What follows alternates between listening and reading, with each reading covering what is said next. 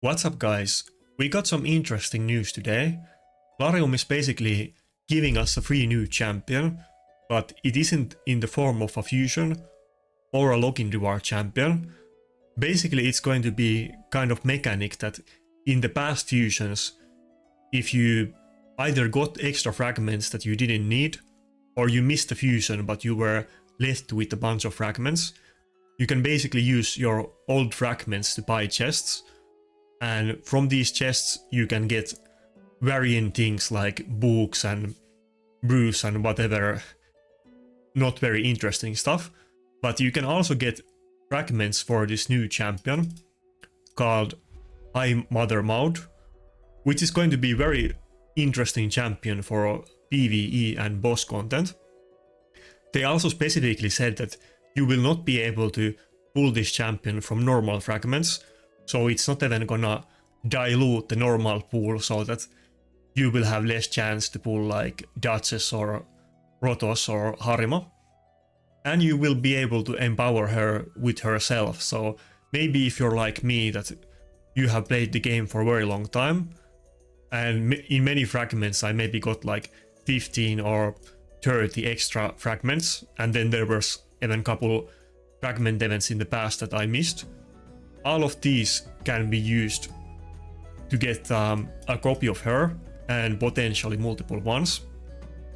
Now she isn't gonna be a PvP champion unless you're very early game and you don't have like Arbiter or basically any good champions. But she will be very interesting for PvE content, like in boss fights. Specifically I'm thinking about Hydra clan boss and Phantom Shogun.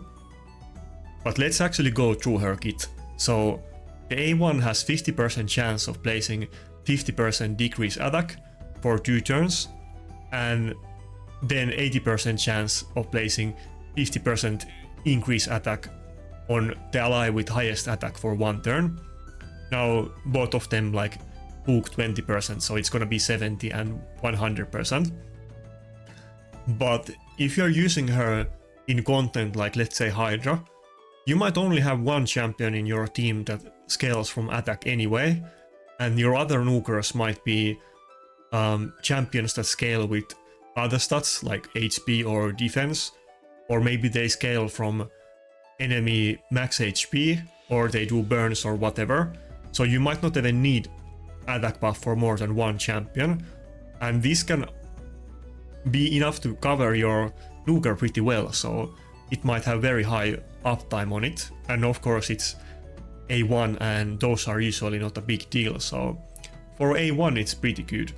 Now you're not gonna get the decrease attack on every Hydra head with the single target A1, but on other bosses like let's say Sand Devil, or not Sand Devil, I mean Phantom Shogun, when there's only one champion, she basically has the full uptime of decrease attack, which is going to be very good and probably would be good for progression, though I don't think super new players are gonna get this champion easily because you're basically gonna need old fragments to do it. But I'm sure long-time players will be able to get this champion as soon as possible. There was some time limit that you can only open 10 chests per week. I don't know how much fragments you actually get from it, but it might take you a few weeks to actually get the champion, even if you have enough fragments. Then A1 attacks all enemies, has 75% chance, which of course boosts to 100%, of decreasing the duration of all enemy buffs by 2 turns, then increases the duration of all ally buffs by 1 turn, also heals all allies by 20% of this champion's max HP.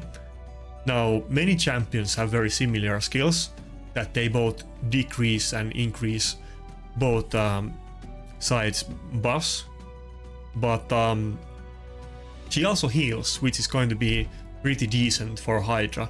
It's not really enough to keep your team alive by herself only, but considering that she also does a revive and even has another skill that heals, she might, to be honest, be the only heals that you need in the team, so I think that is pretty interesting. Larium also mentioned in their community post that because of her decreasing the duration of enemy boss by 2 turns, because usually these effects are only 1 turn and not 2 turns, she would be good for PvP. I don't think she's gonna be good for PvP, but if you really need her and you're very early game, you might consider using her, but probably not. I think she's mainly gonna be a boss champion for Hydra and Phantom Shogun, and maybe some other upcoming bosses or cursed city content and so on. Then the A3 is a revive. Revives all dead allies with 50% HP and 50% turn meter. If an ally's death is equal to or higher than their attack, 10 places increase defense for 2 turns, and if not, places increase attack on 2 turns. And that's very interesting. This is very good considering that you already have the attack buff on the A1, like I mentioned. So you're gonna have very high uptime with the attack and even the defense buffs on your team. Well, maybe not the defense buff if your team isn't dying a lot, but it is still fairly good revive for boss fights. I don't think it's gonna be that interesting for PvP, and I'm not certain yet if she can use this skill when her allies are not dead, but some other champions can do it, so it might be possible that she might waste this skill on auto, like Ukko does, but there was a big backlash when they did the Ukko revive, so there's a good chance that she can't use this skill, or the AI won't use this skill if teammates are not dead, so we will see about that. That is the biggest issue, that it kind of depends how the AI plays on this, how good she's gonna be for Hydra. But I'm expecting her to be very good Hydra champion, basically. Something that most people are gonna put on their Hydra roster from now on, unless you're like super endgame account. Then the passive removes 1 random debuff from all allies at the start of this champion's turn, places a 15% continuous heal buff on the ally with the lowest HP for 1 turn at the end of this champion's turn. So basically, it kind of does something similar like Tuhanarak or Doom Priest, and that means that you're not gonna have to worry about the fear on Hydra boss, especially if you're probably trying to build this champion as your fastest one. And that means she kind of does multiple things on one kit. She does the revive and heals. She even places decrease attack, though it's a single target, so it's not good enough for Hydra. And then she also removes the debuff, so that's why I'm also thinking that she might be even good for Phantom Shogun, because if you just speed tune your team with her, and she always goes first and removes the debuffs when the boss places it, then you're not gonna run into the issues that you weak hit on the boss and create a lot of stacks and it one-shots you. You might need to have 2 cleansers in your team, kind of like how people usually do it, unless they have a speed farm team with cooldown reset. But that just means that you will use her and 1 other cleanse champion, so I think she will definitely be usable in Phantom Shogun. And of course she's gonna place the decrease attack on the A1, so I think that's actually very good, and she does have the heal. I don't think she's gonna be like game-breaking champion. People are not gonna use her in endgame arena, and probably not even endgame Hydra. But even myself, I will almost certainly use her in Hydra, so she's definitely good enough for that. And probably it's going to be all around good champion for PvE content. All of the random bosses, especially those hard cursed city stages, where you have to use faction specific teams. She's definitely a fine addition, and you're not gonna have to work a lot for getting her. Maybe it depends how new you are to the game and how many leftover fragments you got, but as I kind of alluded earlier, I have tons of these old leftover fragments, so I'm not gonna worry about it. I'm sure I have enough to get her, so I'm pretty satisfied about that.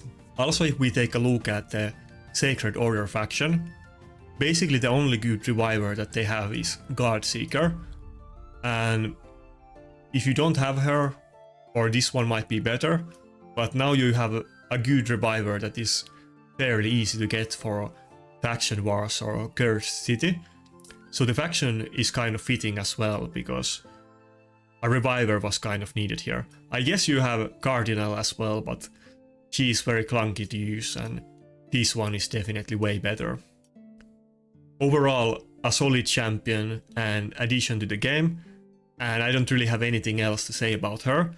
If you come up with any good strategies or specific team comps how to use her in Hydra or Phantom Shogun, then hit me up in the comments, but that's it, see ya.